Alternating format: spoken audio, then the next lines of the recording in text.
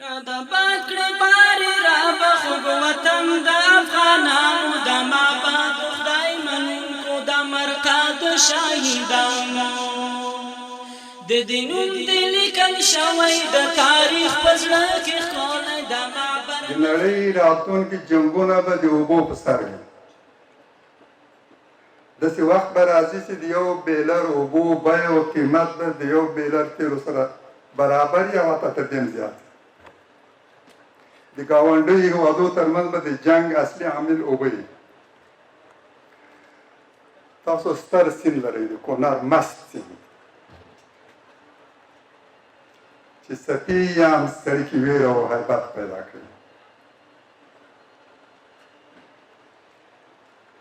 که دا سیند مهار شي چې نس یې ډېر پراخ شوی دی او ډېرې ځمکې اشغال کړي دي،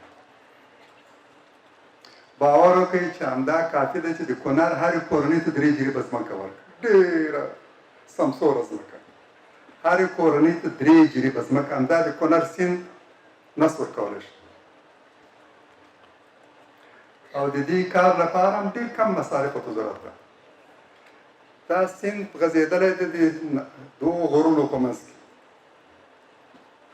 یو خوا ته دیوال ته ضرورت نه لري، غر خپله حایل ده، بلې خوا ته فقط یو دیوال ته ضرورت لري، او دا دیوال هم د تیږو سیمنټ ته هم ضرورت نشته، ګبیان کافي ده.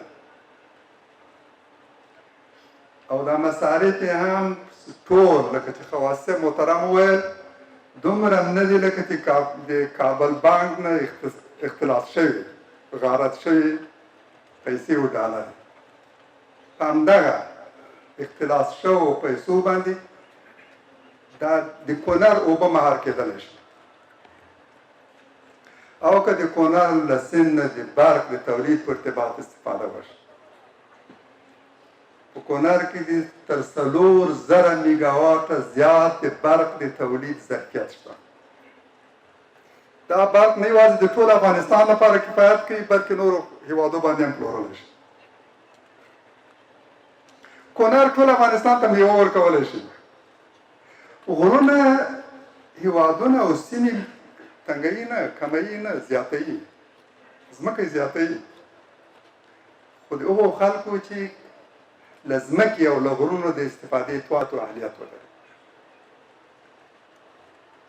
تاسو ځنګلونه لرئ، تاسو معادن لرئ، قیمتي ډبرې لرئ، سره له دې نه تاسو ګورئ چې کونړ ولس څومره فقیر دی چې هره ورځ له 9 نه تر 10 بېګناه سرتېري مظلوم سرتېري چې د فقر او لوږې لپاره تل یې په دغسې یو جنګ کې برخه لري چې په تقدس یې هم باور نه لري، جنازې کابل ته کونړ ته راځي.